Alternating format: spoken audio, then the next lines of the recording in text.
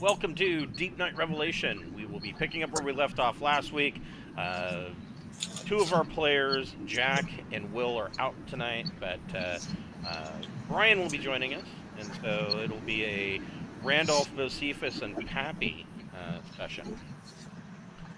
And where we left off last week, these guys have jumped into the Tenipal Alliance, the Erline Worlds, uh, essentially agreed to discuss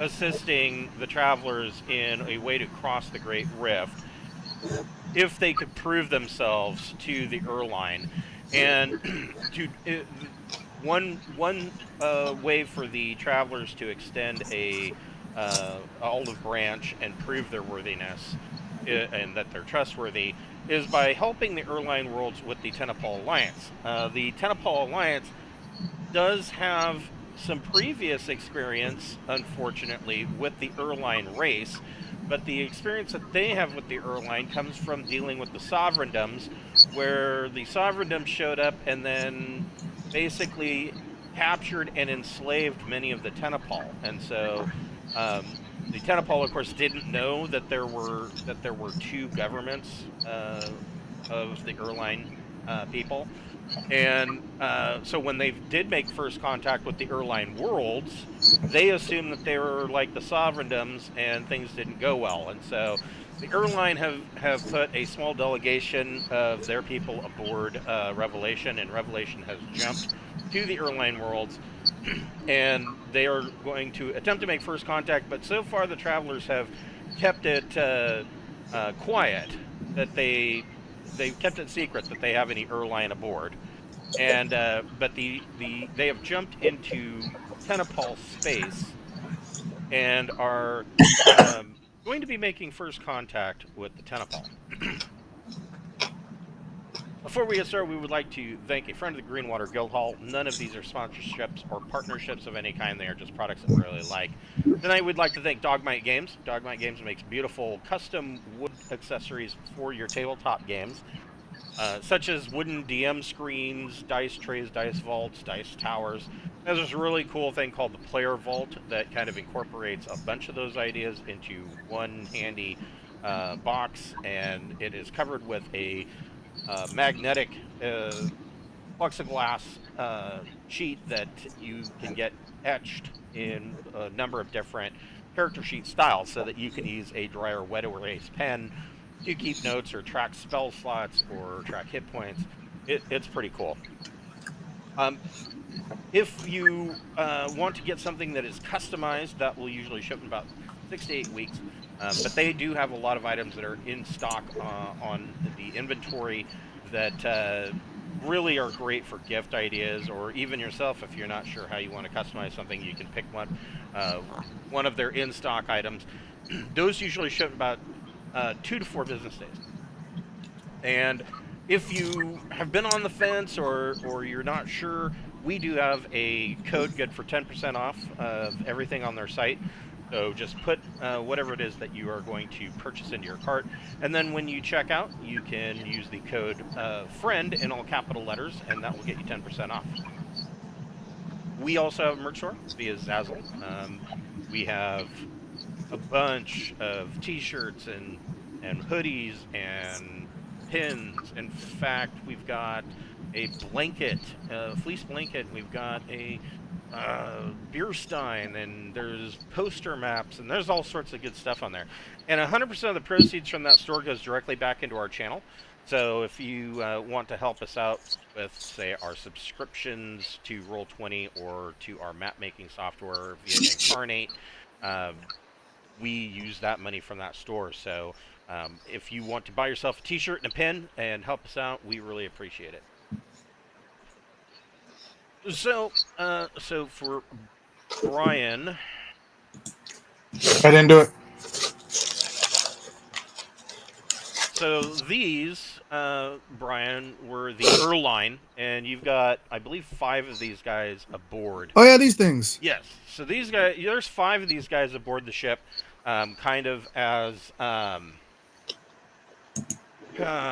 guess you could say that they are diplomats. but they are right now kind of being kept away and out of sight. They're there's probably at least one of them on the bridge, because the Tenipal seem to be kind of problematic when dealing with Erline, and that's justifiable since the Sovereigndoms kidnapped several of their people and enslaved them. So the Tenipal look like this.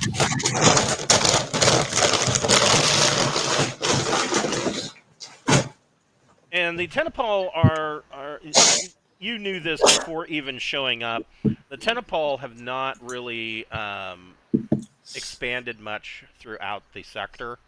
Um, they are much more kind of homebodies to their system of worlds, but um, basically the Erline Worlds representatives told you that they would be willing to discuss helping you cross or finding a way to cross the Great Rift if you were to kind of help smooth things over with them.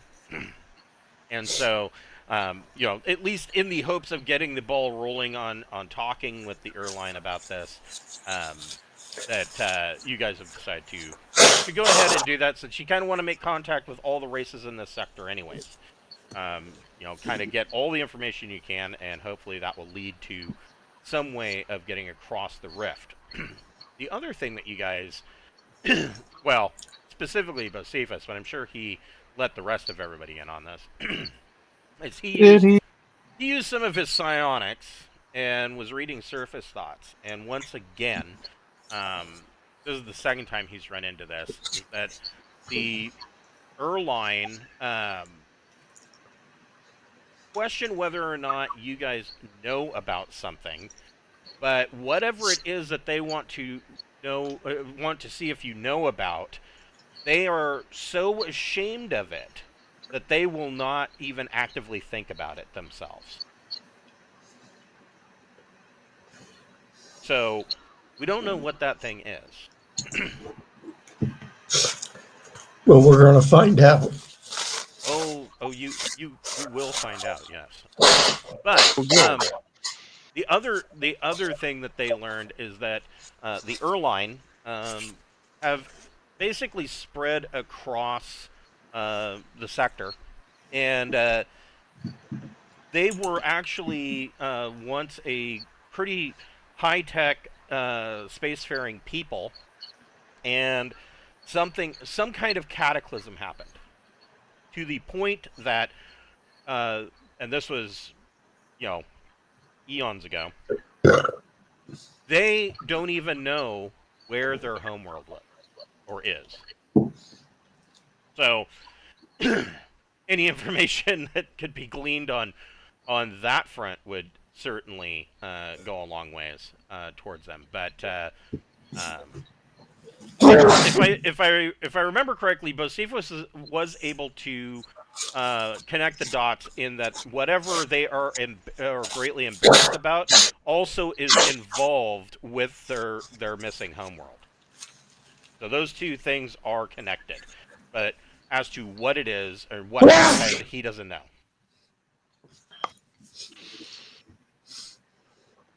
So when you guys come into, I'll show you.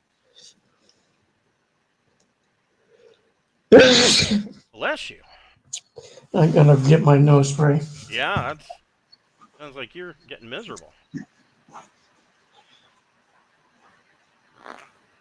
Is that code for doing drugs? Well, of course. I like to We're get all, miserable. everybody's doing some kind of drug, whether it be, LSD or caffeine. It's all the same. Everybody's addicted to something. Yeah. All the same. One of my favorite quotes of George Bush, our old president, was, I don't like cocaine, but I love the smell. Right. Sir, I hate to tell you this, sir, but you do that need cocaine. So these worlds, all of them are a part of the Tenipal Alliance, and this particular world is very simply named in the radio transmissions that they have received. They had some time to try and kind of their translator has been chewing on the language and has been able to. They are very matter of fact and I guess you could say blunt with their naming conventions. The name of this world is Home of Tenipal, roughly translated. This is a binary star system. The main star is a K5. There is 1, 2, 3, 4, 5, 6, 7 worlds, along with 4 small gas giants, and that's the primary star.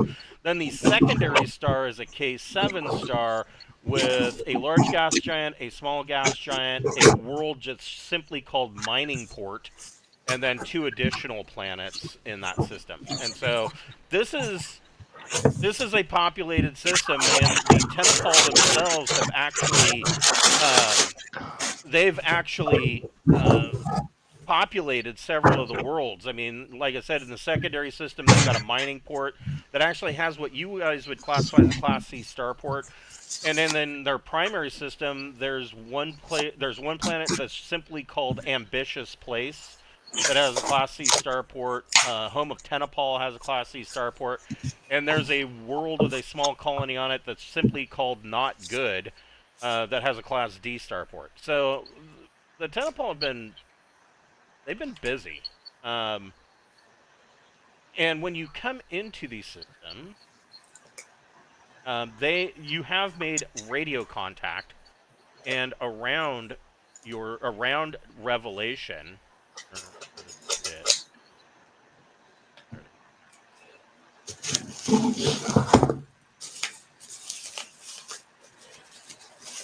several of these 2,000-ton Tenipal naval vessels are kind of, I guess they are in a high guard escort pattern around Deepnight Revelation as you guys are making your way towards Home of Tenipal. And I believe we decided that we would get with we would fall in formation with them. We wouldn't outrun them. Okay.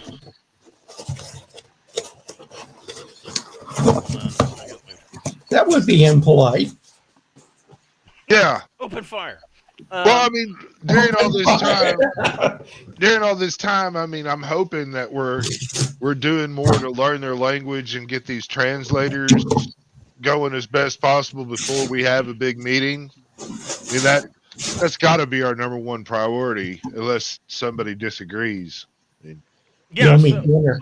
So yeah, that's what my cat eats too. It's going to take you a little while maintaining formation with these guys and allowing them to. I wouldn't necessarily say that it is aggressive. The thrust one. Yeah, they're thrust 1, so it's going to take a little while to get to the main world. But I mean, compared to what you're used to. But I wouldn't say that they're acting aggressively, but they are acting forcefully. Like they are fully prepared to fire. They are very prepared to fire if they think that you're hostile in any way. I understand that.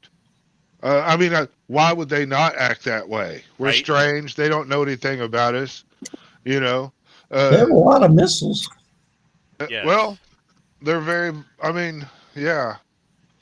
I mean, somebody should do a thing of peace and speak out. You know, uh, on the Well, comms. isn't Do we have any social people? I mean, who is going I to have be a our? 0 in leadership Anybody and with a diplomacy? 1 in persuade. I've got diplomat 1 on Bocephus and a charm of 10. Well, I mean, well, I got Socia 12, but I don't have diplomat. so I mean, the captain. Isn't that usually our other good friend from California? Will, yeah. Well, he Uh, does a lot. He likes to talk. You know, I mean, I mean, the captain of the ship has diplomat 2. yeah. So I mean, that. And so he is going to. Uh,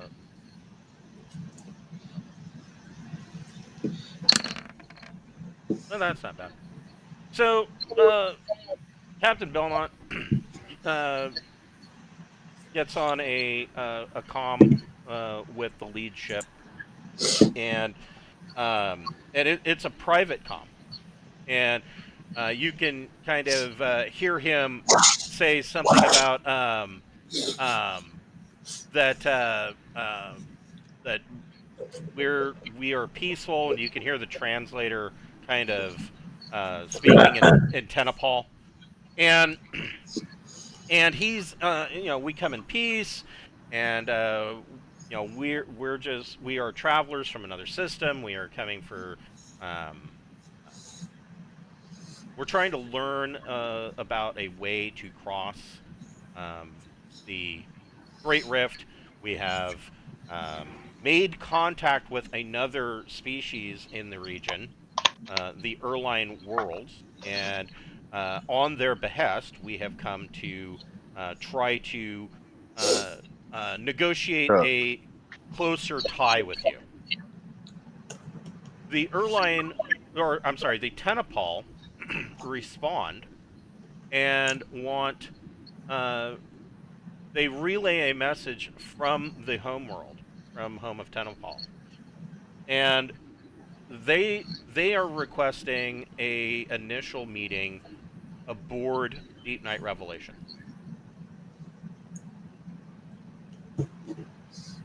And That's his call, I guess. well, no, he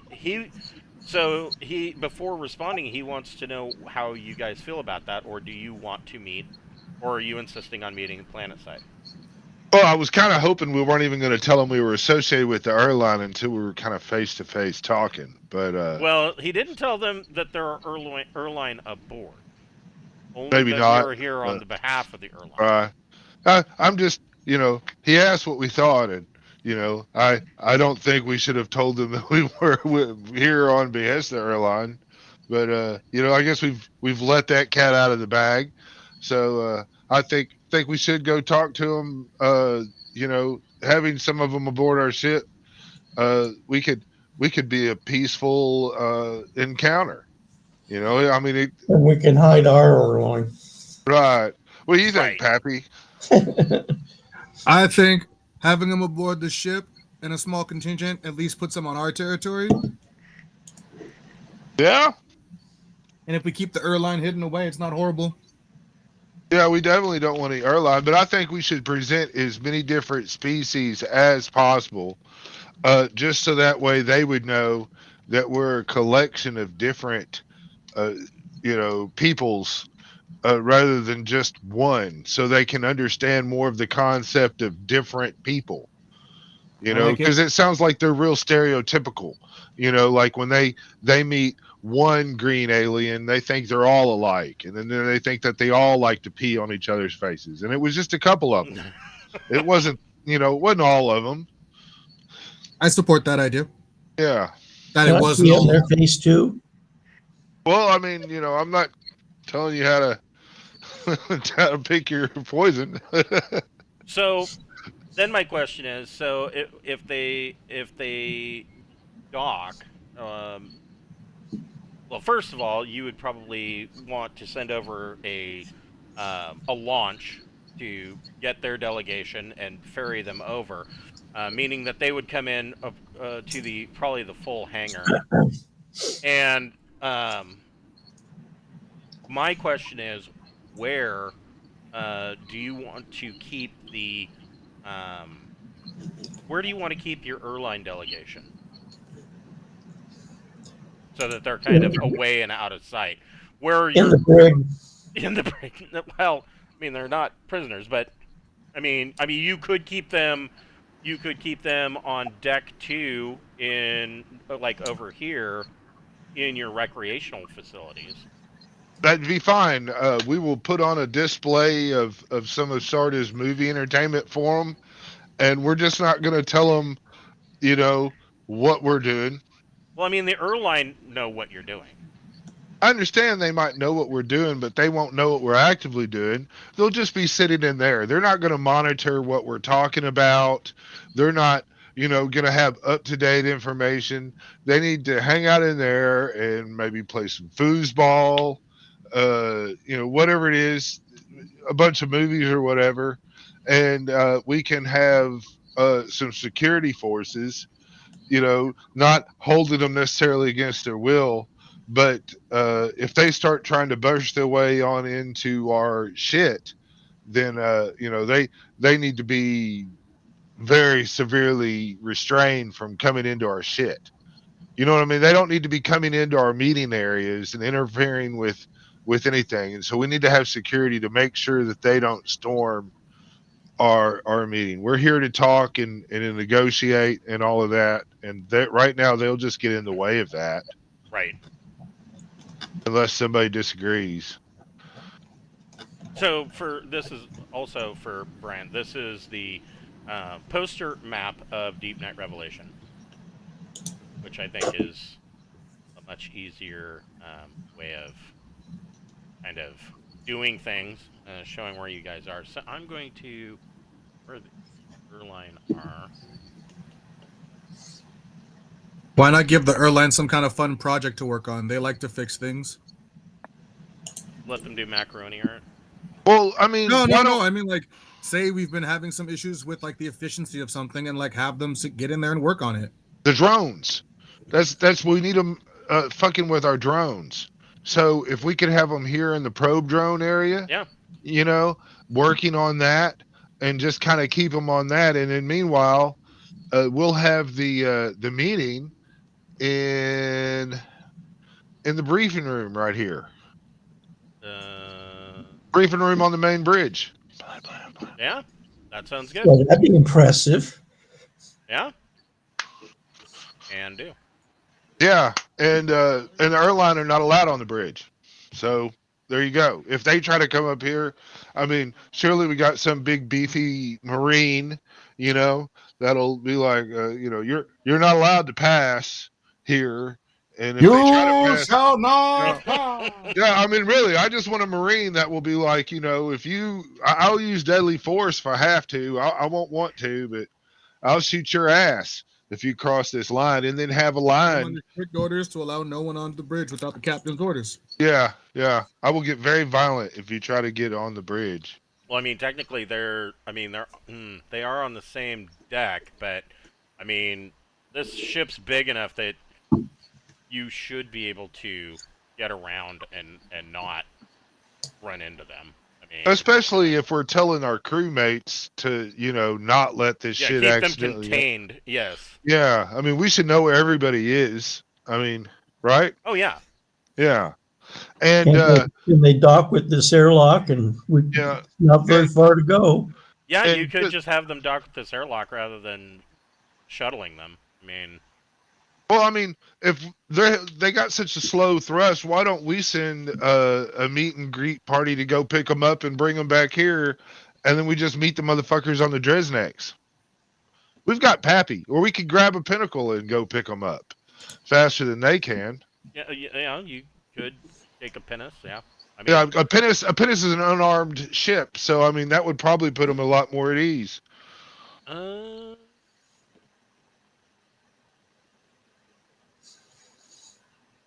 they in? Relatively unarmed. Oh yeah, Deepnight Pinnace is unarmed. So is the launch. Yeah, I mean, the pinnaces. The Pinnace has got, I guess you could say, more amenities. I mean, it's got a big common area, and It's like a captain's gig, isn't it? yeah, pretty much. Well, I mean, doesn't it have a nice thrusters look? It's got thrust 4. Thrust 4 is great. See, I mean, that's faster than a launch. Yeah. Do you want the captain to make this offer, or do you want to? Captain's has been the one talking. I mean, you don't want to confuse him with different role models now, even if the captain is going to suck it. So, yeah, the Tenipal like the idea of sending the Pinnace down to pick up their delegation, but but the Erline naval ships want to escort you all the way to orbit around home of Tenipal. That's fine. That's fine. I mean, yeah, and they don't want you to launch the Pinnace before you get there. all right. Well, that's cool. So you've got the you've got the Erline kind of sequestered into their game room. And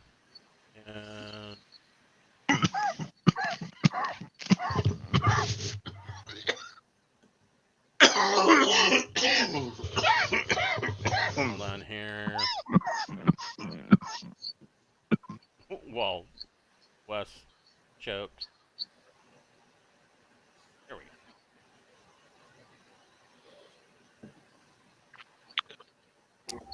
go. Been messing with my vape again. Yeah. Who's been getting into my cigars?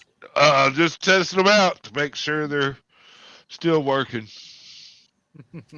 So, yeah, it takes you about 105 minutes to get all the way to home of Tenipal at Test 1.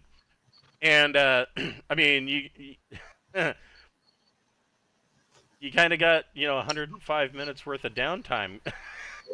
A little over 2 hours of basically sitting around. Are you guys piloting the Pinnace, or are you sending crew members down to get them? I thought we would go pick them up and get familiar and Okay, excellent. all that. I mean, why would we not? We've got Pappy and to fly us, and Is there enough room? oh hell yeah. Oh yeah. I mean, yeah. The Pinnace only needs a pilot to operate, but I mean, it's got some small staterooms, a common area. Yeah, you've got room in the Pinnace. This big old common area is, I mean, relatively decent in size. We can. Yeah, I like how they didn't even put any furniture in the like. No, Yeah. It's just a gymnasium. It's just a big open area. Retractable volleyball net. I'm sure we'll have strapped down some tables and lounge I'm sure chairs there's fold out tables and stuff in there. Fuck yeah, we'll Probably like being in a camper. One of the tables will convert to another bed. we'll put out a spread, for them to sample different foods. Make sure we put out food that they're poisonous to them. Well, no, They're fairly that's better. humanoid. I mean, Yeah. you'll know more when Bocephus gets a look at them up close. But yeah, they're. I mean, so 105 minutes, the ship comes into orbit. So you can Deepnight Revelation's docking control gives you clearance to launch. Happy. So for this role, I don't have your sheet up. I know you have piloting. Do you have pilot small craft? Do I have pilot small craft? I have pilot starship, But not pilot small craft. So So that means that your piloting would be 0. So it would be 2D plus pilot 0 plus your dex modifier. 2D plus my dex. Okay. Do. Dex. Where are you, And Dex? you don't have to worry too much about screwing this up. This is a routine check, so it's 6 or better. There's my dex. Okay, modifier of 1. So 2d6 plus 1. Okay. And he gets a 3.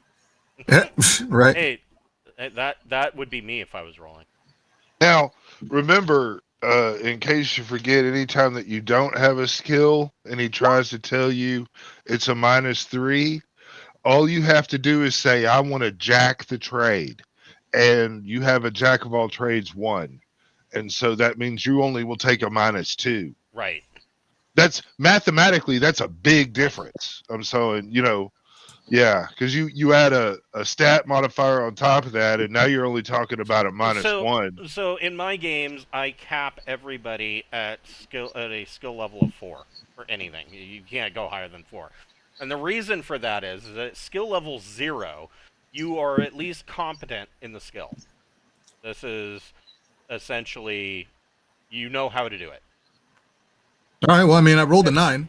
Right. Oh, hell yeah. At skill level 4, you are so skilled at that skill that people from across the sector of space will come because of your skill level in that skill. So, like, if Bocephus has skill level 4, he's like he would be considered like a media mogul, doctor that would be on TV and shit because he'd be world, galaxy spanning famous of how good of a doctor he is. So, I'm medic 4 and with a life science of 3. yeah. Yeah. So he is like an elite doctor. To tell you what skill level 5 would be, you would be talking about people like Oppenheimer or Einstein that are just, they are on freak level genius. Like Einstein couldn't tie his own shoes, but he could come up with all of these theories. So, yeah. He could make a robot that could. He could make a robot that would tie his shoes, or he would invent Velcro. But yeah, he didn't invent Velcro. But I'm just saying. So, anyways, so with a 9, Pappy makes this look extremely easy, and disembarks and heads for the main world. And you are told, of course, by the main world that you are clear for landing, and they provide you with a coordinate of where to go rather than trying to tell you or describe where to go, because they're having a hard time understanding your language because the translator is still chewing on this language. And so it takes you a couple of minutes, but you're able to figure out where to actually land this bird, and you take her down and set her down on an open, and it's basically it is essentially a landing port, a docking port. This is essentially a Class C world, and you do see that there are other small craft moving around, and you see that they do have there's obviously some anti-grav technology because they do have things like air rafts and things like that. And you are met in the docking bay by a Tenipal representative. And way behind him, coming out, you can see that there is a small delegation of about 5 individuals. The lead, for what you can tell, is a woman. That would be your guess. Evidently, it's perfectly acceptable for their security personnel to walk around with nothing but a bandolier, shoulder armor on, and no shirt. That's, Can how they do things. May I make a social science check to see if I can pick up mannerisms, hand stuff, and body language. Maybe I can Sure. give that information out to all our Go ahead and friends make a here. social science plus intellect or education check. All right. That'll be a 13. Okay. So, um, I am the ship's counselor, so yeah. So these guys, with a 13, initially you can see that, even by the way the security guard acts and how the diplomatic delegation is moving towards you, you can see that they are a bit suspicious. They are looking your ship over. Not they're not doing an inspection or anything, but they are at a distance, looking at this ship. They seem so they are suspicious. They are a little bit odd at meeting another race. Not one that they've never seen before, and they seem a bit guarded. it's understandable. I'm gonna try to. Anyone have any ideas on how to put them at ease? Do we know their language well? No. Not well. It's a word. That's our translator's been trying to figure that shit out. It's working on it. The longer we spend fucking around, I mean, I could make another social science check. Is the only thing I know to come up with without cheating. But The security guard uses some hand motions, essentially like double finger guns, and he moves his hands out, and the translator says that he welcomes you to home of Tenipal. oh well, smile and nod and through the translator, thank you. It's very nice. And and Randolph's like, peace, man, peace. Yeah. And the security guard kind of haltingly mimics your nod and kind of like a weird partial bow, and then he also holds up his fingers and he kind of looks at his fingers and he's like, and Yeah. he's just got this weird facial expression like, oh, okay. I'll do it back at him. Yeah, you too. So now he won't really know. You know what I mean? He'll be like, do I do it again back, or was that one time good? And then maybe if he does it again, then Pappy will go, oh, you're piecing me, right? And so they are so right off the bat, the security guard looks at Pappy and he looks at Randolph, and he notes that there's differences between the two of you. But then he looks at Bocephus and knows there's a major difference. Yeah, he's got fins. Yeah, because he's a walking dolphin, and so he, big bottle nose. yeah, and so this guy is obviously kind of he's off his guard because the assumption that they had, the only races that the Tenipal would know about, of course, are the Erline, their own race, and they probably know about the Hakes, or maybe they don't, but probably they do. The Hakes are annoying enough that they would make their presence known. And so, but whenever they come into to meeting those races, they're always, with the exception of the Sovereigndoms, they're always the same people. And so he's a little off in seeing Bocephus. His initial reaction is that he steps up to Bocephus and he kind of blink twice if you're in trouble. His assumption is that Bocephus is either Well, actually, his assumption is that Randolph and Pappy are somehow servitors of Bocephus. Like maybe you guys are slaves of Bocephus.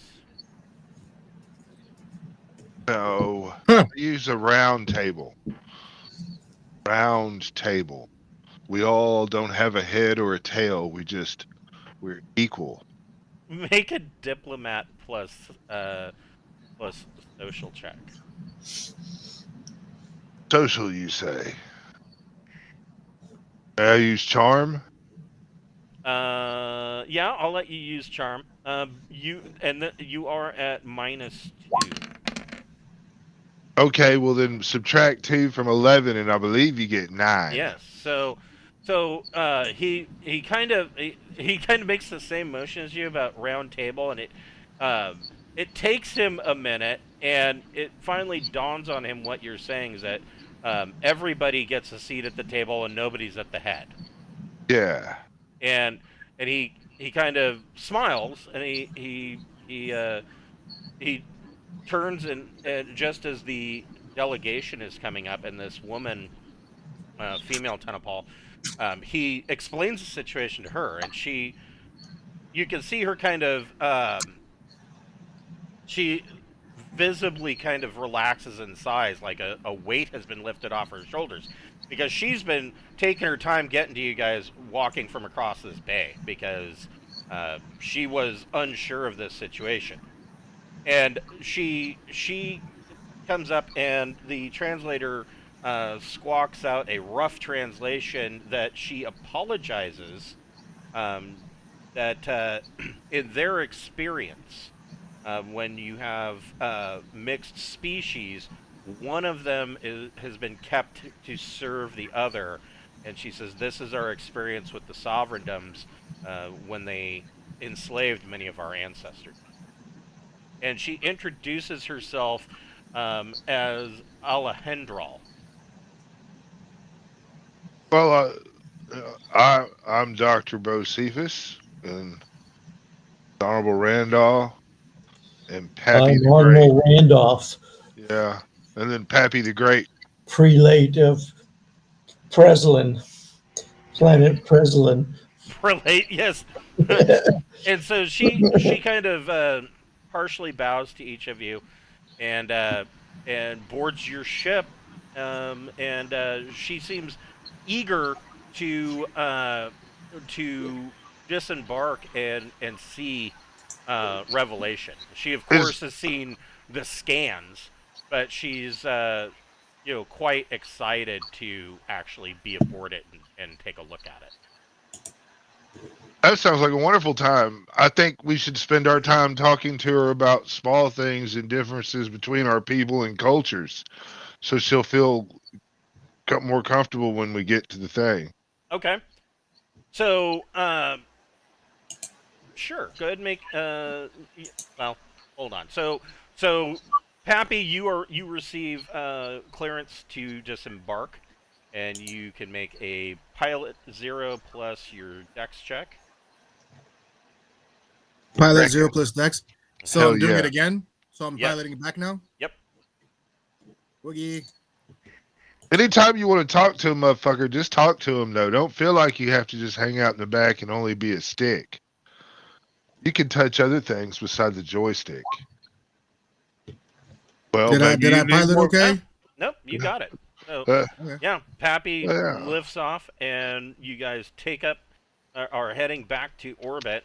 And of course, I mean, if you're at thrust 4, this is going to take you your seconds. And Pappy breaks Atmo, and you can see Revelation in orbit, which is pretty impressive, to be honest. Maybe we take the time to circle Revelation one time, so she can take the drink it all in. You could. I would like yeah. to do that.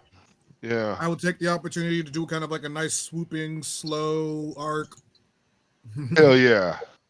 Maybe do some 360 slow rolls and shit, All I thought. Add a little pizzazz to I'll it. do a little spiral around the ship. Fuck yeah, man. Do I got to make an extra pilot check for that? No. Here is how to start the Briggs and Stratton I don't.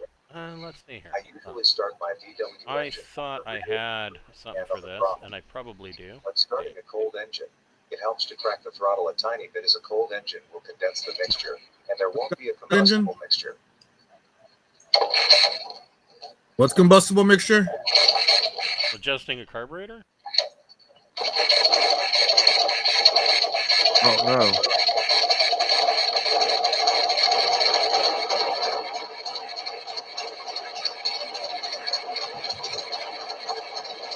Oh, that doesn't Watch sound a good. video or something. Yeah, I don't know. What are you watching? Yeah, what are you watching? Can he hear us? He's Yeah. ignoring us. No, I can't hear you. We will not be ignored. I was listening to somebody start an engine. Hey. Okay. Did they have to I flirt guess- with it first? Buy it a drink? How's this work?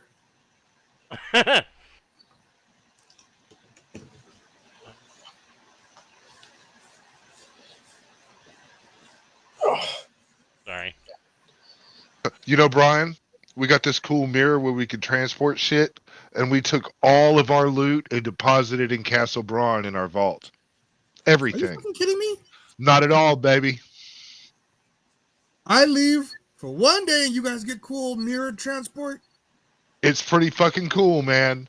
You know? Yeah. It's we can't go and stay another place very well. We can use the magic eye to communicate, you know, as long as we leave somebody, but the mirror can't transport. But we You can can go, move things, but not people. we can move people. Oh, we can move people. Yeah, you can use it 3 times a day and it stays open like 10 minutes. Oh, dude. Yeah. So we moved everything. So there you go. That was a nice, easy transport then. Yeah. Instead of racking our brains about how to make that work. Yeah, well, we looted a bunch of shit What did you inside loot? man. Yeah. Did you well, guys guess go we'll back tell inside the cave? Is that what you're saying? Yeah, we went in and looted the place. Finished it off. There really wasn't much there, man. It was a couple mana Except for a cores. magic mirror.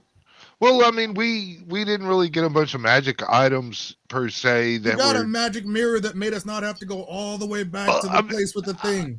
Yeah, but we got that. But I wasn't really like we got any kind of cool swords or whips or we didn't get any We're not weapons. even using the arms. cool whip we have. Yeah, you're right. He has the all whip. right. She doesn't use it. I'm taking it back. She likes that dagger, man. So He does. I thought I had a better picture, but this is basically Revelation from the outside. I don't know if Brian's even seen this.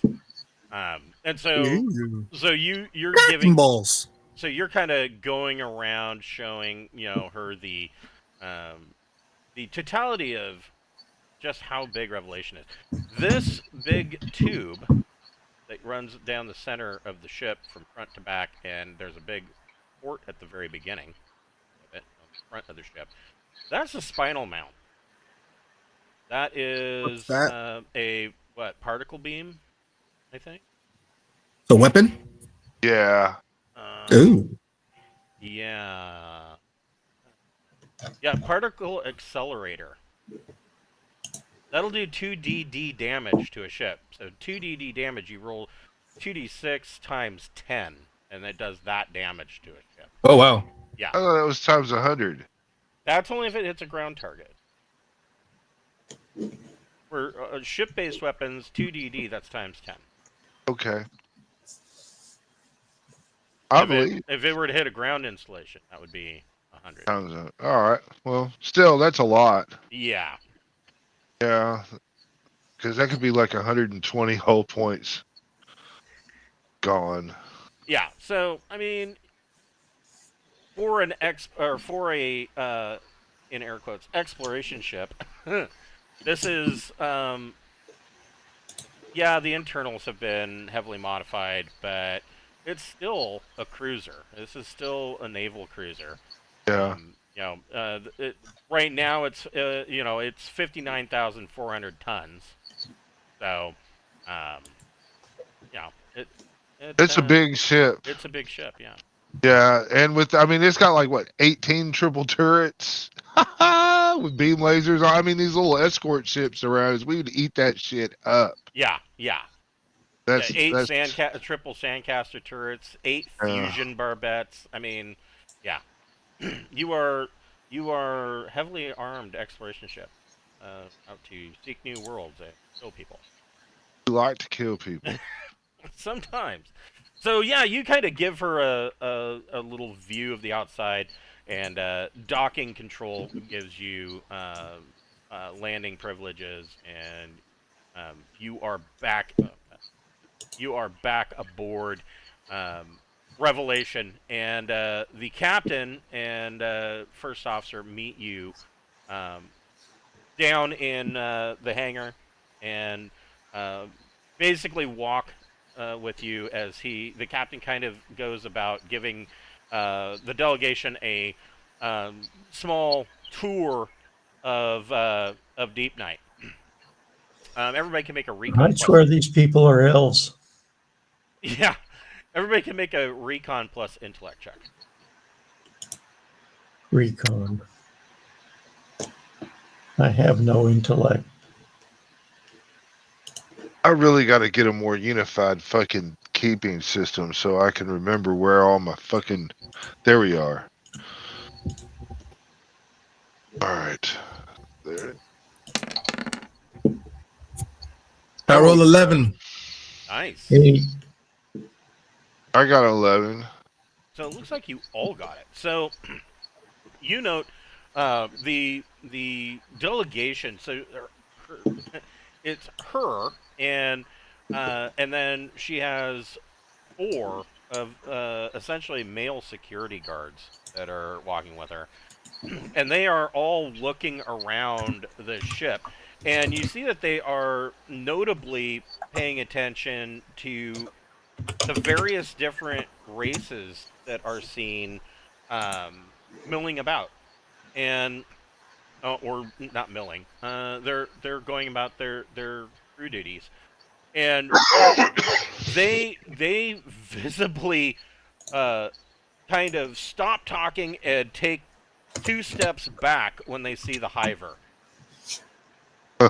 And so hivers, I don't even have a picture of a hiver, but hivers are basically kind of like walking starfish, kind of, with several eyes, and they're rather disturbing to look at. But they are very persuasive, very diplomatic.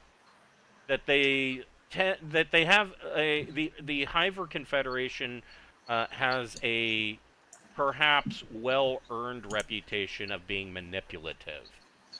And so there's all these conspiracy theories throughout charted space of, if the Imperium does something that somehow the Hivers benefit from, they were probably manipulated in some way into doing it. The Hivers came up with some way to make the Imperium do it, even if the Imperium didn't know that they were being made to do it. You know what I mean? There's a ton of conspiracy theories. This particular, you have 1 crew member out of the 500 that is a Hiver. He doesn't seem to be very manipulative.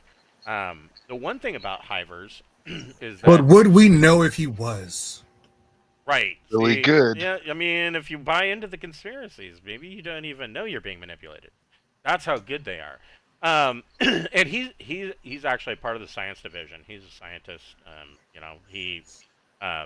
They actually early on had the conversation with him about the Hivers manipulation rumors, and he didn't necessarily take offense to it, but he reassured everybody that no, he's not like that. He said he fully agreed that there are some people in his government that are like that, and that he's known several of them. He says he's just a scientist. He's just here to learn, like everybody else.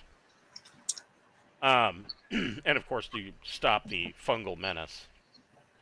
But you see them take a couple of steps back. They've never seen anything like a Hiver. They can be very disconcerting to see. If you've never seen one, you guys are used to them. So I'd we're- like to walk up to the hiver and just be like, "What's up? Haven't seen you. How's blah blah blah?" So here's And the just thing. strike up So the one thing about the hiver, they had to actually, early on, they had to move his quarters because hivers generally don't like to be touched. Because when they are touched, it causes them to generate larvae that they then basically young, and they hate kids. All of them, they hate them. Okay, well, I won't touch him when I do it, but I'll be like, "Hey, how's it going? You know, hope the accommodation's been working out for you. Blah blah blah." And the hiver, all of his eyes blink, but not at the same time. It's kind of going off around his starfish-like head, and he says, through his translation unit that hangs around, I guess you could say his neck. He says, "Oh, greetings, Commander Poppy. Things are going well. We are spending a lot of time researching the astrogation coordinates of this system." We sure are lucky to have you among our crew. We're gonna eat you next week. No. Pappy, do you have do you have carouse? I don't know. Let's find out. Do I have carouse? Yes. Am I a carouse? I have a 0 in carouse. Make a carouse plus social check. Or charm, your choice. I know those skills you got listed are in no particular fucking order, and that makes it great. But that's the order they got rolled on. If I remember, I converted you over to an actual traveler character. I have a character sheet. I does. Right. I Oh, have no modifier to charm, so oh it is yeah. just a straight carouse roll. 7. So okay, yeah, he actually kind of, I guess you could say this hiver kind of stands a little taller, like he's proud of the work that he's doing, and this kind of gets the Tenipal delegation kind of relaxes a little bit to see this interaction between you. Like, this is a new experience for them to see multiple races on a ship interacting amicably with one another, and proving your point that it truly is a round table. Everybody has an equal footing here. Yeah. And the captain kind of goes on further to explain that this is a scientist, part of their science division, and he further explains again, that all of the species aboard Deepnight Revelation are of equal importance, and he says there is a rank structure. He does admit that. Because this is not a military vessel, despite their uniforms, because this is not a military vessel, that rank is a little bit looser than it would be on some other ships. But he says he makes a point of listening to all of his crew members, and so they all kind of nod, and Alendal kind of relaxes noticeably a bit more, and you guys get to the briefing room on deck. Yes, on deck 3, right up here. Oh. And so, how are you approaching that? So far, you've taken a neutral to friendly approach. How are And you? I was thinking maybe I would try to simplify it. Maybe tell her a story about two brothers, and one of them act one way, I thought it was going to and, be the Rick and Morty movie trailer for Two Brothers. no, man. I'm trying to tie together so she'll understand And that then there's even though, grandmas and Mexican right, sombreros, and they're right, fighting tomato monsters. yeah, I'm trying to implant the idea that two people can be the same species but not be the same people. And so I want to talk about that and ask her, if she has, if siblings or family members in their society, do they have extreme differences, where, some people are good and useful and others just create mischief Some and of them don't. are just Yeah. fucking useless. Yeah. So make a diplomat plus social check or charm. Yeah. I'll let you make Thank charm you. because Yeah. your social status means nothing to them. No charm. That's great because it allows me to get a +2 on the roll. 9. So, um,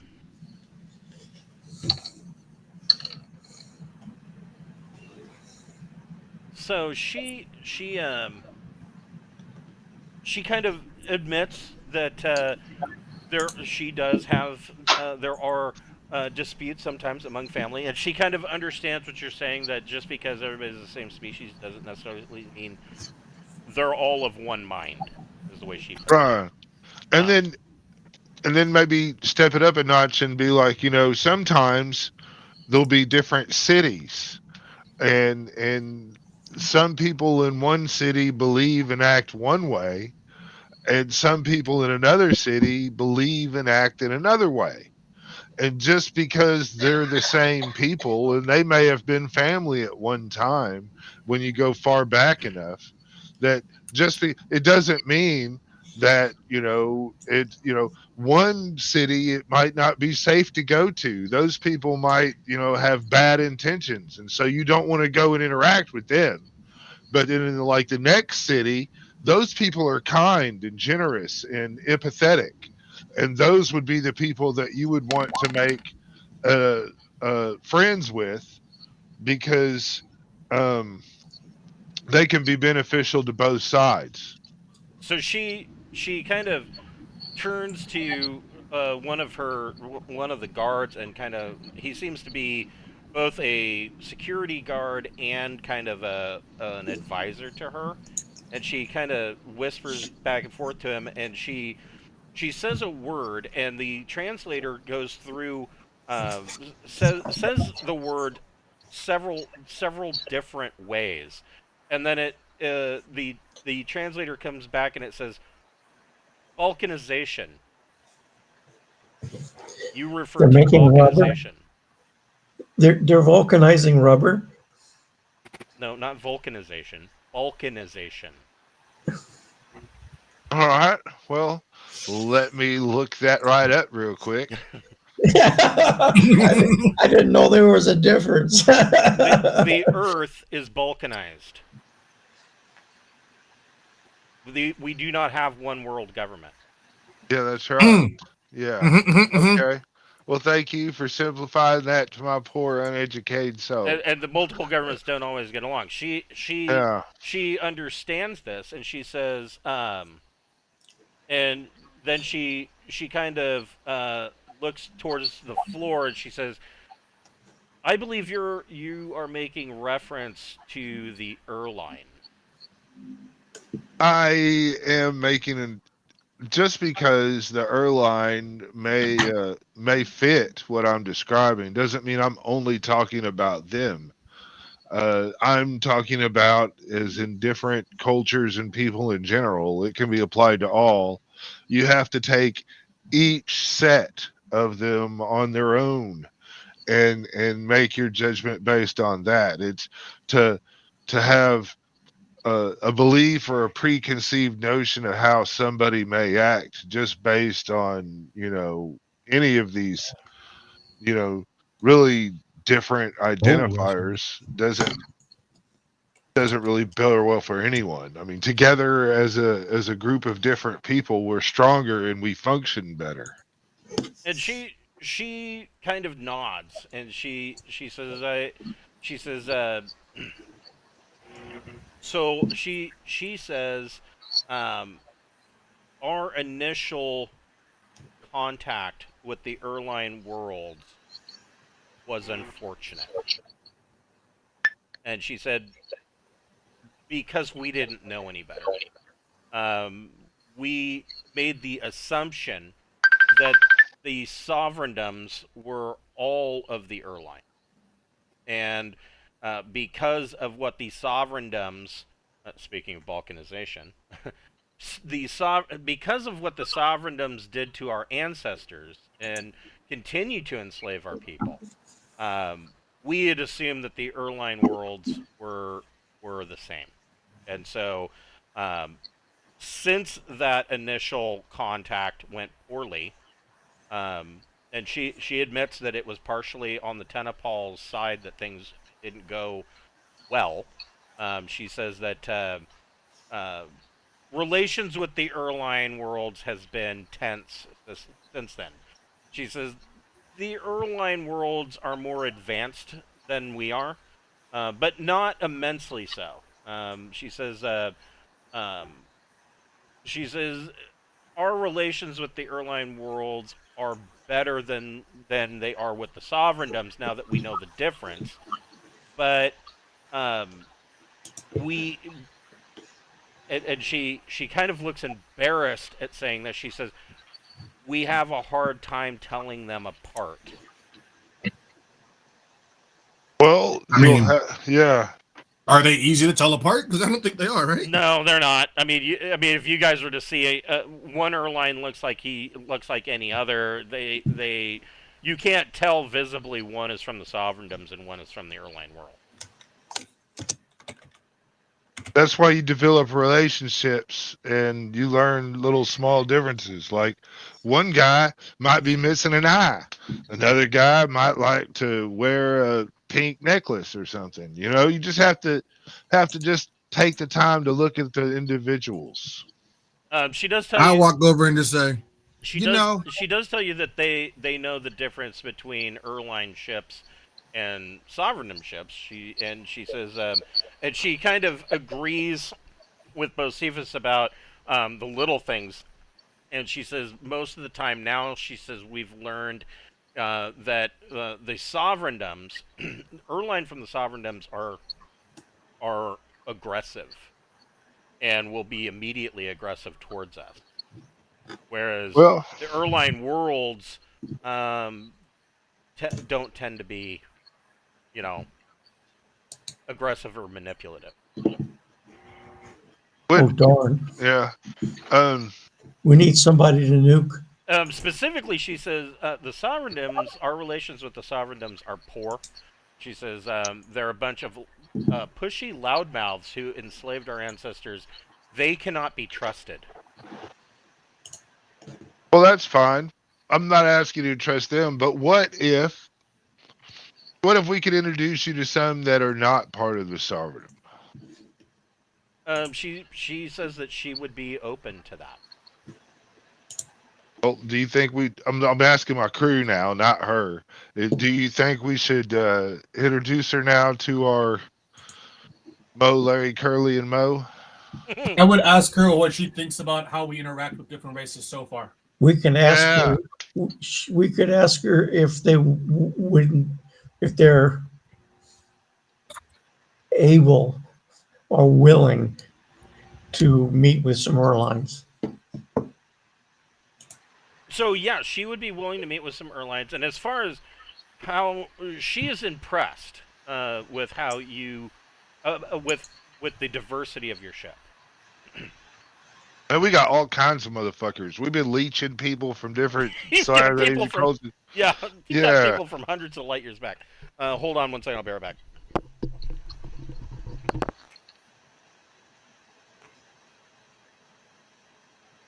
I think we just set up the meet and greet and let them talk to each other, and then collect our prize and go the fuck on. But I hope so. Are the Erlines ready to meet with her? Oh, they better be. If we've got to talk them into meeting it, I'm fucking gonna dissect one of them. What? You know, just to see how he died. Who are you? I mean, Who are he you may, performing he an may be autopsy on? he may be a medicinal doctor, but Right. Well, he you know, likes to collect DNA and other things. Yeah, he's a bit of a Yeah. mad scientist. well, you know, that's how the world moves forward, friends. So she tells you yeah, she would be perfectly willing to meet with the Erline. Wonderful. And I guess you know we'll nod to the people and say, "Well, bring the fucking airline in." Okay, so she get when you We'll play some theme music or something as they walk in. the You know? Erline Worlds national anthem. No, we'll do something cool. I mean, you know, something. I with a say we catchy play the beat. Rocks music. Yeah. Stone Cold Steve Austin entry. Yeah. Dun, dun, dun, dun, dun. So she kind of you know gets this shocked look on her face. Like she says, I didn't know that there were Erline aboard. Oh well, you know. We felt too prudent to gauge your response before exposing you to them. Yeah. Ooh, make a diplomat plus charm check, and you're at -1 for that. Diplomat. Actually, you're at -2 for that. Well, I got no points in diplomat, so I guess that's a -4 now. Because Right, of my jack of all trades. right. Jack the trade. And my charm is this. So it's basically 2d6 -4. Yikes. Good I luck. feel like I shouldn't have said what I said. Welcome. We'll have other ways to do stuff, man. Don't worry. That's what travelers about is fucking up a little bit. 2d6 -4. 6! Wow. Okay. So she kind of she's still a little tense, but she nods in a fashion similar to what she's picked up.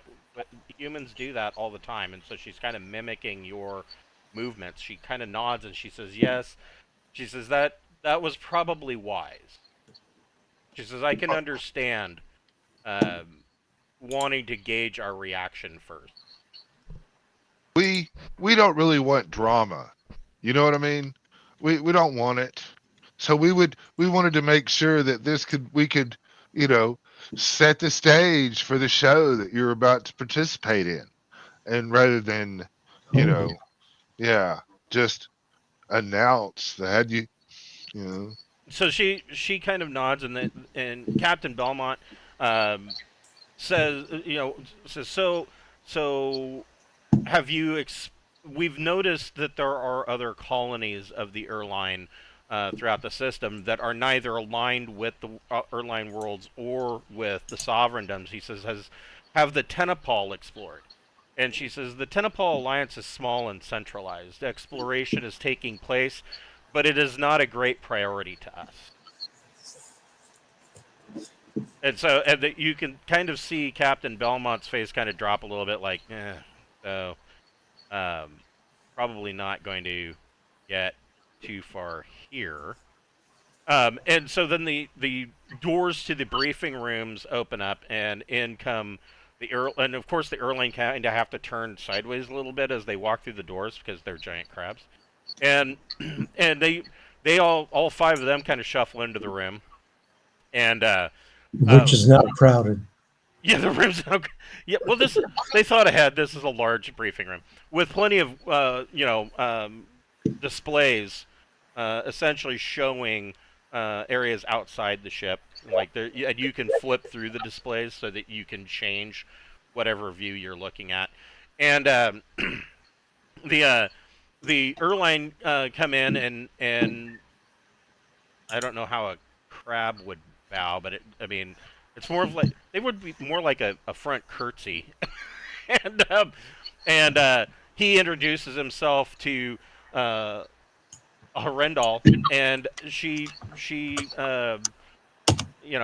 shakes a pincher, and and they meet amicably, and the Erline representative, he basically says that he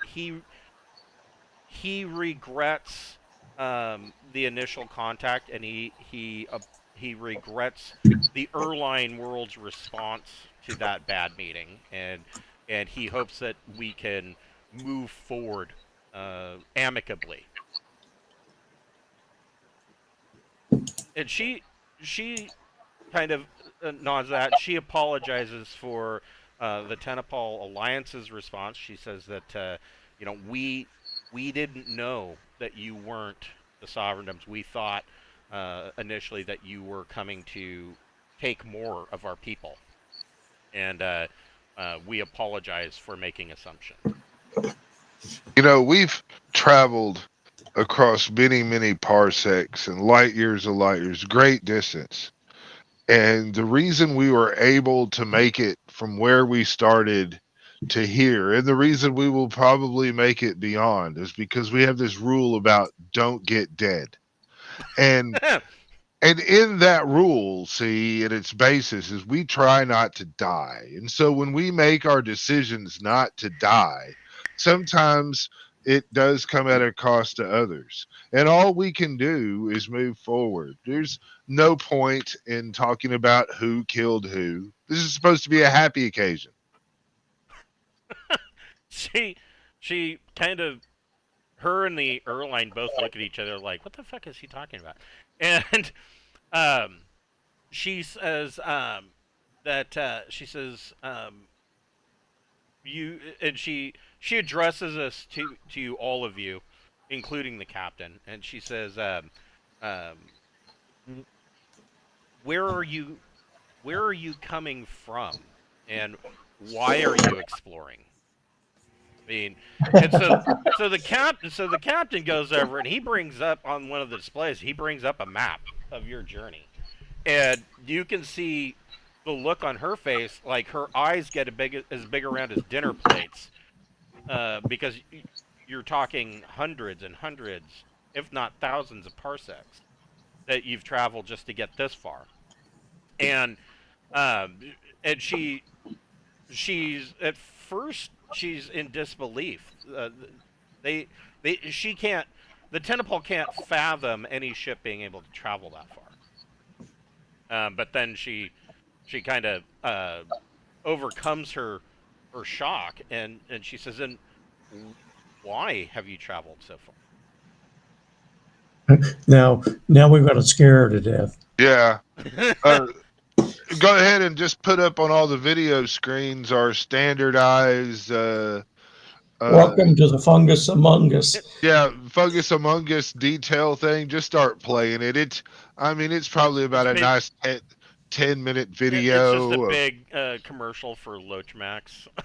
Yeah. But, it starts out and, it's got like little friendly cartoons that'll bounce through and point at things and frown. It's a can of antifungal spray spraying into a tennis shoe, and that says, "Hey, do you have athlete's foot? You might be carrying the fungus." But just to let them know, it is showed like nice pictures of the most evolved things of the fungus we've been able to get. Of course, I've had a huge download of the fungus shit, so I'm probably able to give some real good visuals holographically of how fucked up this fungus can get.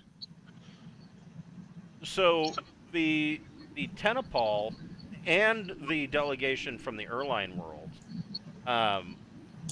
are all the Tenipal are visibly horrified at what you've learned about this fungus. Like this is some scary shit. Essentially, if even one spore of this gets onto a populated world, it will attempt to eat the entire world. It will consume. Yeah. It will grow and consume the entire planet. Right, and it's sneaky. But all of you can make a recon plus intellect. I don't have any intellect. I got a 10. I got 7. Recon. Hey, I got recon. Recon plus intellect. Hey, where's the thing? Oh, there it is. Booyakasha, I got a 6. So you all got it. You all notice the Erline in watching this video. They are equally horrified, but you actually see their shells turn a slightly lighter shade of blue. Like they turn pale a little bit, and Hell no. they're all kind of looking at each other like, holy shit. No. Don't tell me that these mofos did this stuff. And so they Well, are. we'll try to make sure in the video it explains that this fungus is coming, and if we don't stop it, everybody dies. The Tenipal, the Tenipal delegation immediately starts whispering amongst themselves, and Alhendril turns and says, she says, have you found any instances in this region of space yet? Yes. She says, then I wonder if possibly that could be what has afflicted one of our colonies. We've lost contact with a colony. One of the limited exploration colonies that we were that I explained. They're not a priority on our budgets, but we do have a few colonies, and we've lost contact with one of them some time ago. Would some of your people like to join us on our mission to cross this span and go to where that colony is and eradicate the fungus with great prejudice? It's it's not across the rift, but it is in this sector of space. Well, her delegation would be perfectly willing to stay aboard with the Erline if Revelation were to go to this this Tenipal colony to see, if this is a possibility. That's wonderful, because I'm looking at the captain and saying, as the ship's chief medical officer, I'm highly suggested that we go and investigate to see if there's the mold there. Can we make sure we have plenty of nuclear weapons? He agrees and gets the he kind of gets the bridge on the line, and or gets them on the horn, and basically asks her what the where is this colony, and we can lay in a course immediately. So can we get some plutonium from them? The nuke is not necessarily what's going to kill this shit, though, man. No, but it oughta. Well, at least it oughta in a a diameter of a couple miles. Well, I can make a concentrated agent that we can spray, and it fucks it up pretty good. I think if we introduce that to an atmosphere, I don't know. Let's just figure out. We might have to do an orbital bombardment, but said properly. So especially if the colony's not there anymore. Yeah. She lists the colony. If anybody's in disagreement, I don't see why you want to be. We've got to go kill the fungus if it's out there. I really like nuclear weapons. She lists the colony as being right here. All right. That's only one jump. Buckle up. Half of a jump. Yeah. Buckle up. Is there something you want to say to your people? Do we need fuel? Yeah. Well, surely we've gotten that. Yeah, if you want to, they can assist with refueling operations. This is only a Class C starport, what the fuck ever. We need to fill up.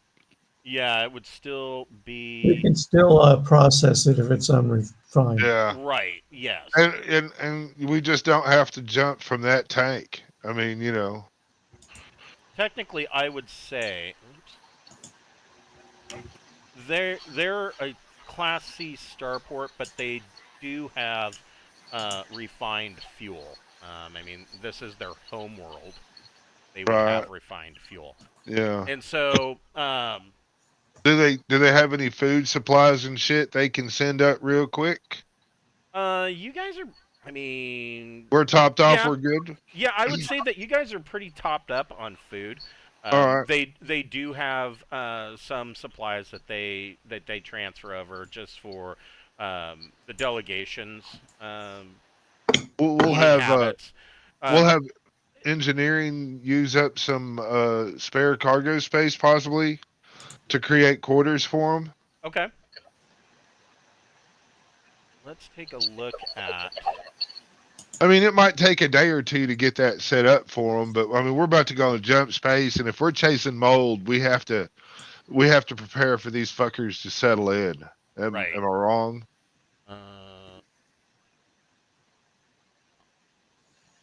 I guess we could just tell them just to wait in the bathroom, and we'll bring them food.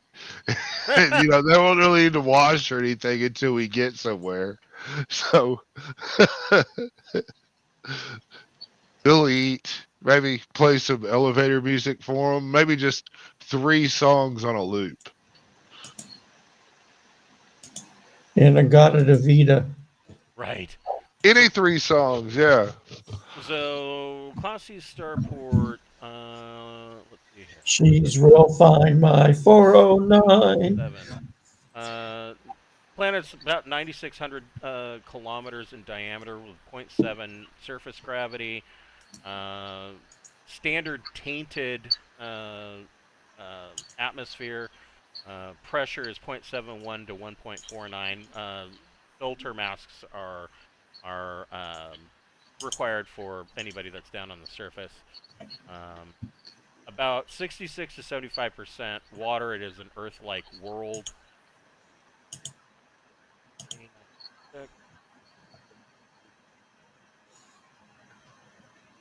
Tens of billions of people on the planet. 10 billion plus.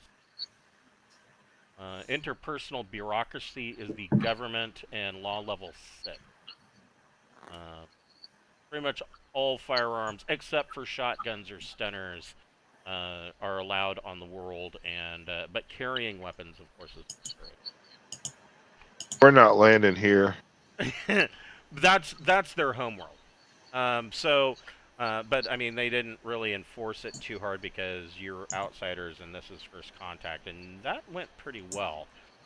So you guys are jumping 2 parsecs over to 0106. They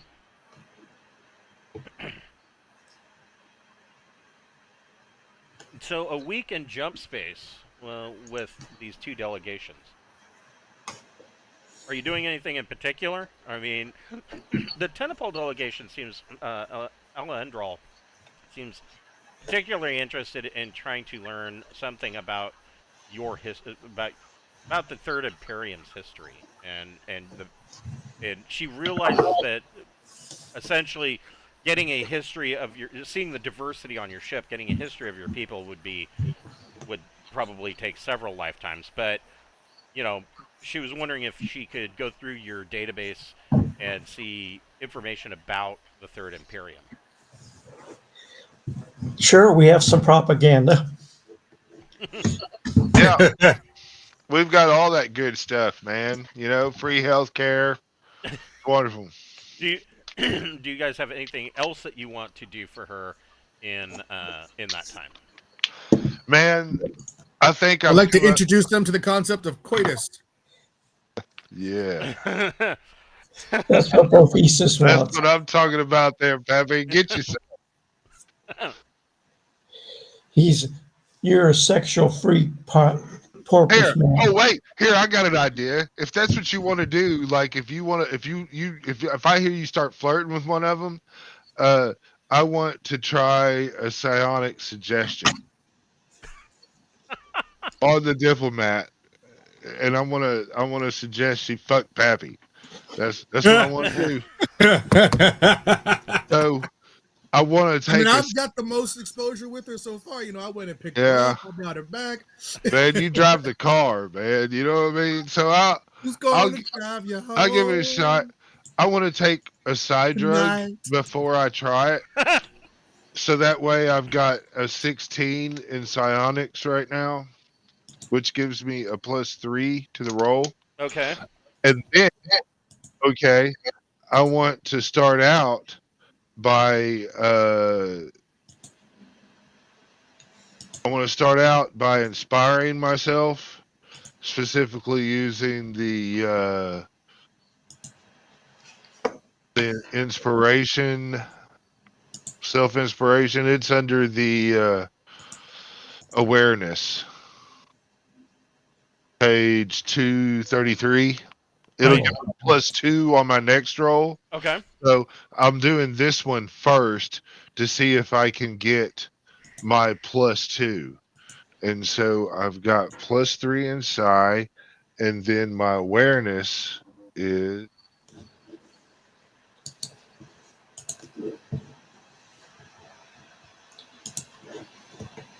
awareness is 2. All right. So that gives me a 15 on that. So I got a +2 on my next roll.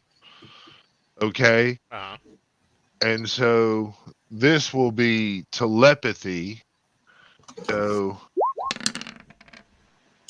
12. I hit it. Okay. So, some point during the week, Pappy gets it on with Alejandro. Hell yeah. I mean, this Yeah, boy. if you Yeah. can imagine what it would be like to be having sex with a furry goat woman, that would be Damn what this right, is like. Pappy. Yeah. Yeah, he can. Pappy knows Tell it. exactly what that'd be like. Now you have to write a poem called Telepathic Love. And Love. I I not drunk. I love. fit I take one of her guards and we fit a hazardous suit to him. Okay. One of the standard ship's hazardous. Make sure he fits. Okay. So he can go with us down if he wants. Okay. Okay. Impossible fungal mungus area. Okay. I'm gonna get with the ship's doctors and stuff, and we are gonna do our best to make as much of the mold, the anti-mold agent, and the concentrated agents, Okay. so we can have as much of that on hand Are as you possible. knocking people beforehand? Yes, Okay. So you have level 2 of the antifungal agent. that's right. Um. And I'm yeah. curious if there's a level 3, so I really need to start working on that at some point in time. I need to imprint somebody's brain in a monkey's body to help me research. Maybe give it 2 asses. Does anybody from her delegation have a problem with us sneaking away, or do we sneak away? Does it noticed? How's No, this work? she radios down to home of Tenipal before you leave, and Oh, she said she's gonna fuck the fucking pilot. yes. And so, Hey guys. essentially, during the week, when she's not getting it on with Pappy, she does explain to you and the Erline delegation that this world was a Tenipal outpost that they were kind of hoping would turn into a major colony. And she does say that the system is unusual. It is an unusual system. At the end of your week of jump, you do come out, and she wasn't lying. So there is a small gas or two small. Oh, I'm sorry, 3 small gas giants. There is one. I'm sorry. 3 small gas giants, a low density gas giant, and 1, 2, three, four, five other worlds, you are seeing that the colony in question is on a planet that is pinging out a transponder, like they have a very rough landing pad, class E landing pad, to be exact, and it is called Lucky Find. And the transponder code is just pinging that the colony is there. But sensors are detecting another ship in the system. But to tell you about the system, the main world, Lucky Find, is a Trojan planet. The main world is at the leading Trojan point of one of the small gas giants. And most of the significant bodies in the system are gas giants, although the sixth orbit is occupied by a terrestrial world that failed to form properly and is unstable. It might have been a core of another planet, maybe a gas giant, but nobody can be sure at this point. It's just kind of coming apart. And you see that there is evidence of unusual, something unusual happened in the early history of the system. The outer planetoid belt is sparse and clumpy, suggesting a nearly formed planet that disintegrated long ago. The next orbit in is occupied by what would be a typical belt if it did not have a retrograde orbit. The most likely explanation is a cataclysmic event early in the development of the star system that influenced the formation of some of the planets and prevented that of others. So this is a weird planet. So if the system is orbiting this way, that one belt is going the opposite direction around the same star. And the main world is actually a moon of the innermost small gas giant. And that is the only one with like a habitable atmosphere that we think this mold might be on? Correct. To tell you exactly, so Lucky Find.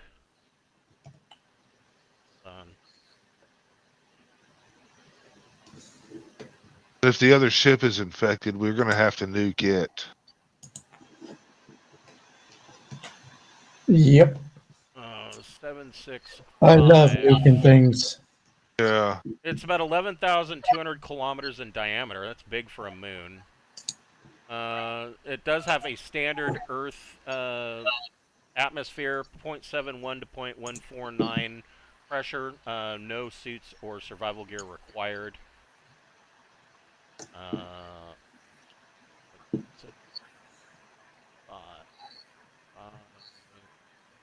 46 to 55% water, so there is a single large ocean.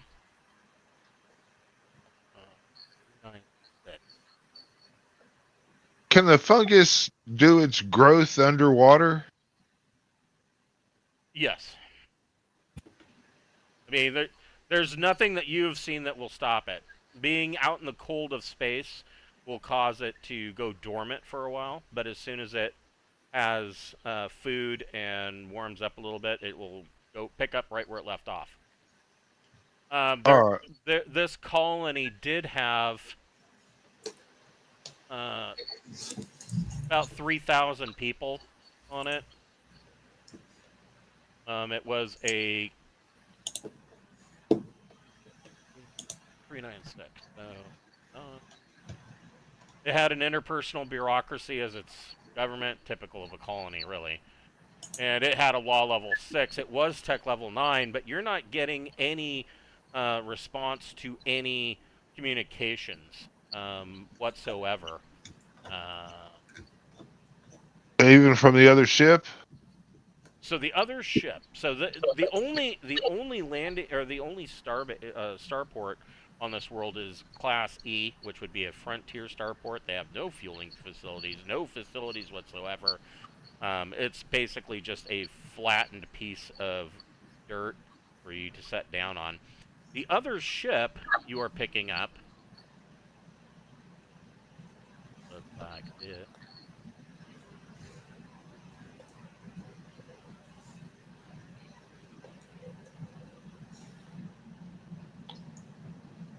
worst case scenario is it's inactive and we have to go board it.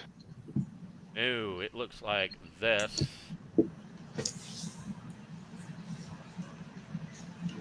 And they are, it's 900 tons, they are hailing you. All right, well, good. That's a good sign. We'll need to respond to that hail. Don't worry, the Aslan's got it. Yeah, what they're- language? are they Yeah. Aslan? Well, what? Yeah, what language are they coming off with?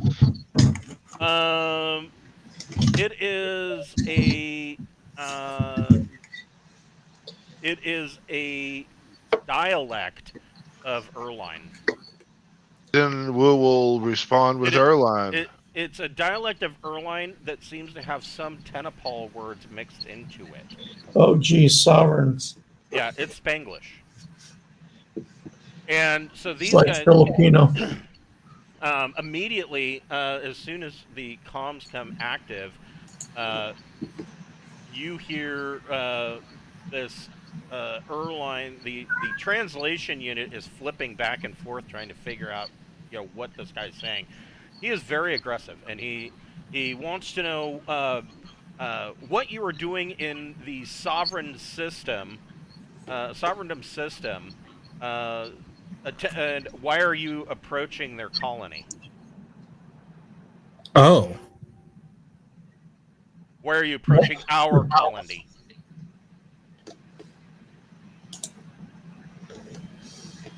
Well, We should blow his ass away.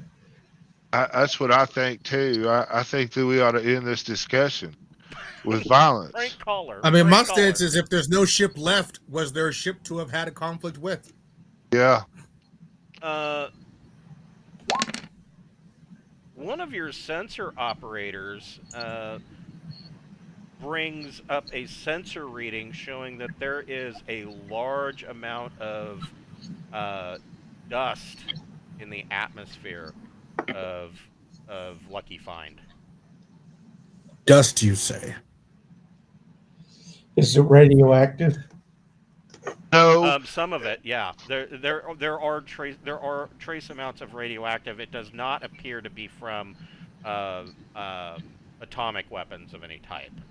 It looks, Yeah, you could just use rocks and make dust. right.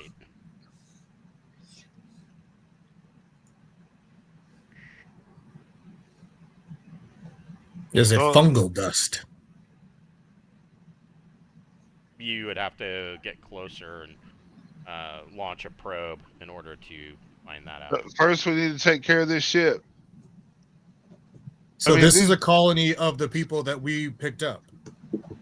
Yeah, you were told this is a Tenipal Alliance colony, but this Sovereigndom's naval ship is saying that it is their colony, and they want to know who you are, why are you in their system, and why are you approaching their colony.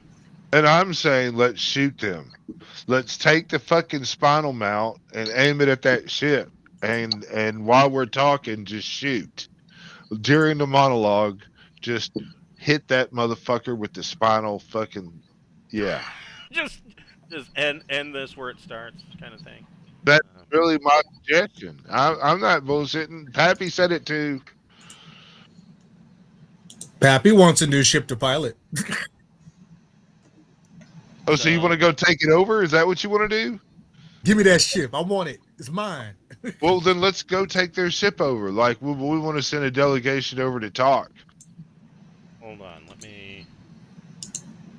And we'll just get in our outfits and we'll go there and then we'll... I mean, I do feel that, like, getting into a spaceship fight while we have other people on our ship that might not want to be a part of that fight, unless they say they're taking our planet, can you help? Ooh, ask the queen ask the lady what she thinks. This Sovereigndom ship, the captain, has given himself the name of Correct Point of Contact. Is his official title, and tells you that he is the representative of the Sovereigndom-of-Ernli. Oh, how wonderful! As the representative, then, interesting because the lady's like, she's like a leader from her world. So I'm like, what do you think about this? Hey, boo, what you think about this? So she, Alendral, is she looks both fearful and angry at seeing the Sovereigndom naval vessel. The Tenipal Alliance really makes no distinction between the different sovereigndoms, and there are several. They are not despite the fact that they project themselves as a central government. They are not. They are actually a bunch of pocket kingdoms, each of themselves, that sometimes meet to discuss their government. But aside from that, each sovereigndom itself does whatever it wants. And this particular one is the Sovereigndom-of-Ernli, and she's both fearful and angry at seeing this, especially at the fact that he's claiming that this was the Sovereigndom of Ernli's colony. It is not. It is her colony.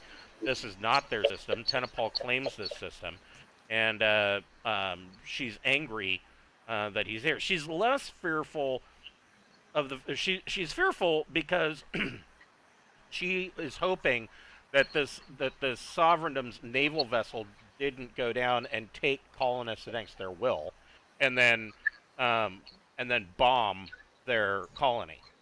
That's a good point. If they've got any of the colonists, we probably don't want to blow that ship up with them on it. That means we need to board their ship and then have Deepnight just leave the area, and we just take that ship over.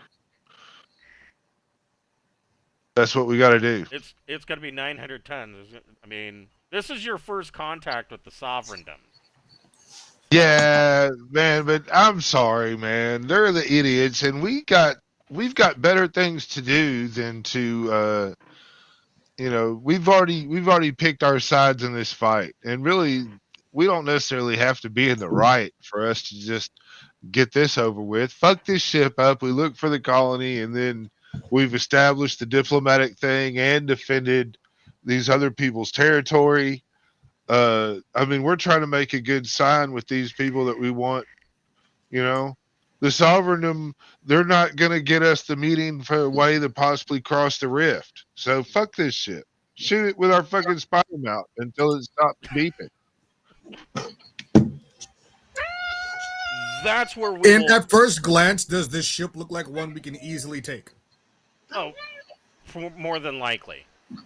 But Cool. I mean, Deepnight Revelation's whole mission is that it's not a warship, and they've been on We an can pretend exploration we are, mission. though. But I mean, this guy is being super aggressive and, wanting to try and bully a 59,000-ton ship around with his 900-ton ship. So. Sometimes, man, you just gotta fucking hit a motherfucker in the dick sucker. You know what I'm saying? Oh no! I'm all for it. I'm all for it. What And I want to do is be like, here, look, here's how this can go. You can release whomever you've taken from that planet. Get in your little. You can get in your little escape pods and go, or we'll take them and you can all die. Okay. So yeah, power down and prepare for inspection. We're building a highway through here. Make a diplomacy plus charm check, and you get a +1. I don't have diplomacy. What the fuck is that? I've got diplomacy. You want me to roll it? Can I roll it then? Yeah. All right. You get an I'm not a +1. I just shoot shit, okay? Well, there we go. There's an 11. So he's kind of stammers and says, we didn't take anybody from our colony. You bombed it with an asteroid. Well, still, you need to power down and prepare for inspection. Okay. I feel like you ignored the first part of this, which was Yeah, listen, you're going to make 1,000 mistakes every fucking day of your life. Don't make this be one of them. we Team. will leave you as dust in the wind. You know. So you see their ship start to power down and stop maneuvering and go into station keeping mode, and he says, "We will accept a diplomatic delegation from your vessel." Except. Don't you Yeah, love when they try to pretend they're strong? yeah. Let's just blow their asses away. Well, I think we ought to get to point blank thing and then just like, Broadside you 'em. know, I yeah. just want to make sure that we don't have any of their colonists. You know, like, if we can save people, I want to do that. But otherwise, Yeah. you know, I mean, I'm kind of partial to homegrown now. You know. Yeah. Well, I mean, if this is your homegirl's territory, you know what I mean, and they're obviously claiming it as theirs, the really only true real response then is that ship never goes home, because that's the Absolutely. best message you send another motherfucker is, oh, what happened to that big badass ship we sent over there? I don't know. What ship? Yeah, I don't know. They said they were gonna come back. Something might have happened. And then, you know, maybe the next motherfucker shows up, and then they don't come We back. detect an increased amount of background radiation in the system now. Yeah, yeah. They'd be like, well, somebody fucked that ship up, man. And be like, I don't know who it was, but that ship was fucked. And be like, well, maybe that area is not safe for us. I feel like that ship would make a wonderful lifeboat to evacuate the planet. We could try to take the ship over. I'm fine with that. It's closed structure. I don't know that you're going to want to land. I mean, Pappy's crazy. He might be willing to try to land a closed structure ship. It's likely. Fuck it. It's What's likely a to dinner just come do? apart in the atmosphere. Who cares? I mean, we could run a few rotational. We could do a couple round trips, a couple hundred, a couple thousand. We will pick this up next week at 7 o'clock on Friday night. And see about you guys going over to the Sovereigndom's naval ship of the Ernli, Sovereigndom-of-Ernli. All right, will love how we handled this. Well, I mean, you got 2 out of 3. I mean, you know. Well, there was a third thing to go. Well, if we would have got on friendly terms with the Sovereigndom, I guess would be a hat trick. I will metagame and tell you that you have handled the Sovereigndoms exactly as you were supposed to. Oh, hell yeah. There's no making peace with them. If you try to be friendly with them or neutral, if they try to be friendly, they think that you're negotiating from a position of weakness. If you're neutral, it means that you're weak and you're trying to hide something. Oh. Well, we sure weren't. We were like, bitch! Pretty much, right? Like, look here. Don't make me take off my shoe. Which is why you got a +1 to your diplomacy check. Hell yeah. So, yeah. Well, that's the way to go with the vibe, I think. Hell yeah. That was fun. We will pick this up next week at 7 o'clock with your first contact with the Sovereigndom. Yeah, from a position of strength, like straight Klingon warriors. Diplomatic Klingon warrior. Of course. Yeah. Off with his head. Right. Yeah. Yes. I mean, isn't that how Klingon diplomacy works? Yeah, right. Today is a good day to kill you. And can we have all earned a diplomacy check mark or something? Yeah, I will give you guys 1 skill point that you could spend on diplomacy. Pappy could also spend it on piloting small craft if he'd like to. So Hell yeah, I need that. Choice. Now, is that we just add 1 to diplomacy, or we have to? If you don't have diplomacy, it would become 0. Right. If you have a 0 in diplomacy, it could become 1. Okay, what if So you how have does a that work 1 with in small diplomacy? craft? Because I have pilot, but it's starship.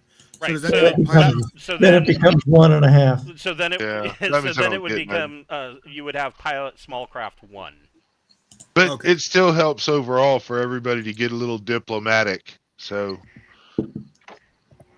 with most skills, I want the pilot. With most skills, you get them at 0. When you get a 1 in that skill, it is assuming that you are specializing in something under that skill. Okay, I've got 0. Well, Excellent. good. Yeah, that's a good better than start. -3. Yeah, that's better than my story. Yeah. Yeah. That unskilled Now I set. have Pilot Starship 2 and Pilot Small Craft 1. Hell yeah. There you go. Oh. All right. That was pretty fun. We still don't know if it's fucking good shit or not. My stance is we're going to make peace through the realm one coitus at a time. Yeah. Man, maybe you can marry her and say that, when it comes time to take her back, be like, oh man, our culture says you gotta ride, man. You gotta come with us. You got to hang out in my bedroom all the time. I mean, I don't want to steal away their leader now, but I mean, I'd love to have a friendly port to call home when I come around this way. Yeah. Oh man. Oh, she'll be like, oh no, you got to stay here with me and bear my babies. No can do, baby. The space is my home. Oh. What was that line? What did he say? In Guardians I of the Galaxy 2? don't think your biologies are compatible. I've saved myself all this time just to. Wait, what was it the ego said in Guardians? He was like, no. Sandy, yo. Yeah, no, I don't think you have to worry about babies. Fun. Good. Well, all right. All I'm right. surprised they even have compatible genitalia. Well, yeah, and Pappy wouldn't be able to Yeah. have him anyways because he's given his monthly shot so that that he can't do that anyways. In the name of science, I can make sure his thought is a placebo. Yeah, everybody so- on the ship is on birth control. Oh, shit. Okay. Yeah. That's good Yeah. to know. But I mean, Yeah, they had a whole thing about that. We got a whole thing about not having children on a 25-year journey. Yes. but hey, fair. anytime that you want to, get somebody's shot turned into a placebo, let me know. I can make that shit happen. No. I'm not trying to have space babies. Yeah, they had a couple of crew members that were straight off of a Maury Povich episode that stopped taking their birth control. Ended up one of them got knocked up. Then they had relationship problems because before they were crew members on Revelation, they evidently lived in a trailer park, and that whole thing went south. And they Maury Povich. they were wondering what to do about it, and evidently then she wrecked one of the vehicles, and oh hell no! and Oh, You can't wait. crash the car. Wait. Bocephus, as an act of triage, just kind of put a pillow over her face, and medically, Are you serious? yes. Yeah, I killed that. Yeah, we're And serious. the boyfriend, when he learned out that she had died, killed himself. So, They lost 2 crew members because they couldn't keep it in the pants. yep, that was pretty early on in their adventures. So. Yeah. And Will, he was sitting there That's and he why you knew don't he have was. sex with the crew. You have sex with the random. Hey, you know Yeah, what? Will was crying, I think. I think Will was crying. I don't know if he was crying or not, but it was funny because he's like, I was watching his face, and I'm like, yeah, man, I'm killing this bitch. And he was like, well, I don't really know. I'm outside, and I'm like, yeah, that's right. Yeah, She's even already he wanted dead. her gone. Yeah. I role played those two like perfectly. Yeah. Even he wanted her dead. He's like, no, Yeah. just get her out of my life. Yeah, I was like, this is gonna be a long trip, and this bitch has problems. I'm just gonna solve this right now. Oh Jesus. Hey, I mean, sometimes you gotta just be like, nah, we ain't going out like that. Yeah. Yeah, well, see, it was like if an NPC caused 2 or 3 problems, it's got to go, man. And the best way to make it go is to kill it. And so there you go. It's inhumane to drop them off on like a rock or something, you I don't know? they might have had a happy little family, maybe, or they would have killed each other. More than likely, they would have killed each other. Yeah. So In the old days, there's once a great sensei named Ice Cube, and he was quoted as saying, "Don't do the crime if you can't do the time." right. Yeah. There's a wise man that said that. Yes. Yeah. So fuck it. Then he went, but I'm rolling. So it's a fucked up slogan. But so he was confusing individual. But we've based our legal system upon that, and we are now killing this bitch. All right, so I will see you next week at 7 o'clock on Friday night. Good night. See you next Good week. night, guys. Thank you.